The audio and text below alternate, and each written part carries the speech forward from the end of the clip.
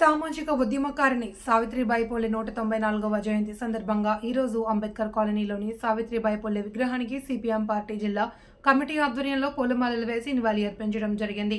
అనంతరం CPM party రాష్ట్ర కార్యదర్శి వర్గ సభ్యులు పాలడుగు భాస్కర్ మాట్లాడుతూ దేశంలో మహిళలు సాధికారిక సాధించినప్పుడే అభివృద్ధి చెందుతుంది అని ఆలోచనలతో జ్యోతిబా పూలే మార్గదర్శకంలో సావిత్రిబాయి పూలే పాఠశాలలను ప్రారంభించి మహిళలకు విద్యను అందించిన మొట్టమొదటి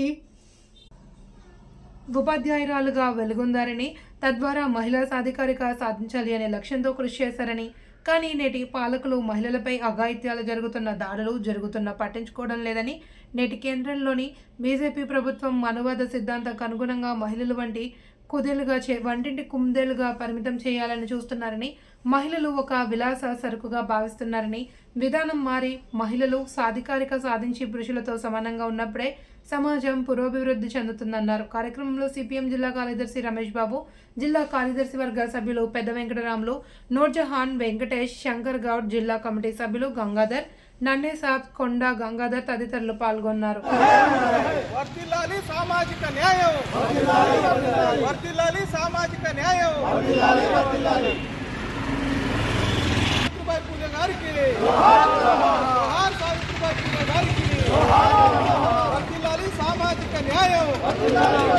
పోరాడదాం సామాజిక న్యాయం కొరకే, పోరాడదాం సామాజిక న్యాయం కొరకే.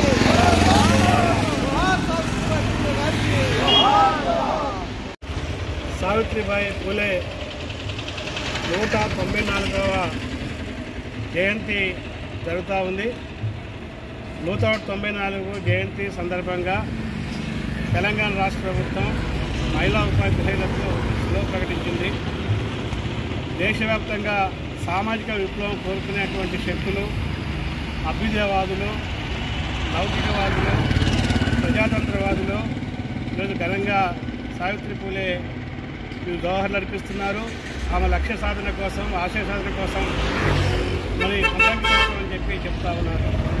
మొట్టమొదటిసారిగా దేశంలో జరుగుతున్నటువంటి మహిళలపై దాడిని ఆనాటి సంఘ సంస్కృతైనటువంటి జ్యోతిబా పూలే ఈరోజు ప్రశ్నించాడు. ఈ సమాజంలో మహిళలకి ఉద్ధరణకి కీలకమైనటువంటి అంశం చదువు. సమాజంలో మహిళలు చదవాలి, సమాజాన్ని చదవాలి, అభ్యుదయకరంగా ఆలోచనలో ఉండాలి. స్త్రీకి చదువు చాలా ఆయుధం లాంటిదని భావించి తన భార్యని తనకు చదువు చెప్పి తన భార్యతోని పాఠశాల ప్రారంభించి ఆ పాఠశాల ద్వారా మహిళలకి చదువు చెప్పించినటువంటి ఒక గొప్ప సంస్కర్త జ్యోతిబా పూలే అయితే, ఈ మహిళల యొక్క చదువు యొక్క బాధలను అర్థం చేసినటువంటి సామాజిక విప్లవకారిణి సావిత్రిబాయి పూలే ఈరోజు మహిళల మీద ఇప్పుడు చూస్తే అన్ని రంగాల్లో మహిళలు రాణిస్తున్నారు.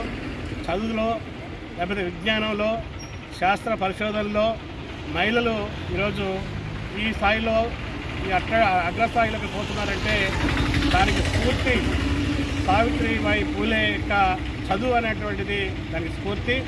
కానీ ఈరోజు సమాజం పురోగమనకి వైపోతున్నా, అభివృద్ధి అయిపోతున్నా, ఆధునికత అయిపోతున్నా దేశంలో ఉన్నటువంటి పాలక వర్గాలు ముఖ్యంగా మనుధర్మ శాస్త్రంలో సృష్టించబడినట్టు స్త్రీని ఈరోజు వంటింటికి, లేకపోతే బడక గదికి, లేకపోతే వృద్ధాప్యంలో పిల్లల యొక్క చాటున ఉండేటువంటి పద్ధతుల్లో మహిళల్ని గడప దాటటువంటి ఆంక్షలు ఇస్తున్నారు. మహిళల మీద దాడులు జరుగుతున్నాయి, మహిళల మీద అత్యాచారాలు జరుగుతున్నాయి. మహిళల్ని ఈరోజు ఒక విలాసవంతమైనటువంటి వస్తువుగా చిత్రీకరించి వ్యాపారీకరణ చేస్తున్నటువంటి పరిస్థితి ఉంది. ఈ నేపథ్యంలో ఎవరైతే స్త్రీల మీద హత్యలు చేస్తారో, అత్యాచారాలు చేస్తారో, దాడులు చేస్తారో, దౌర్జన్యాలు చేస్తున్నారో, వర్కింగ్ ఉమెన్ ఈరోజు పని ప్రదేశాల్లో వేధింపులకు గురవుతున్నారో, ఈ విధానాలకి ఈరోజు వ్యతిరేకంగా పోరాడమే ఈరోజు మన సామాజిక సంఘ సంస్కృతి అయినటువంటి జ్యోతిబా పూలే సతీమణి మరి సావిత్రిబాయి పూలేకి మనం అర్పించేటువంటి నిజమైనటువంటి ధన్యవాదాలు. కాబట్టి మన దేశంలో ఆర్థిక దోపిడీ జరుగుతూ ఉంది, మన దేశంలో సామాజిక దోపిడీ జరుగుతూ ఉంది.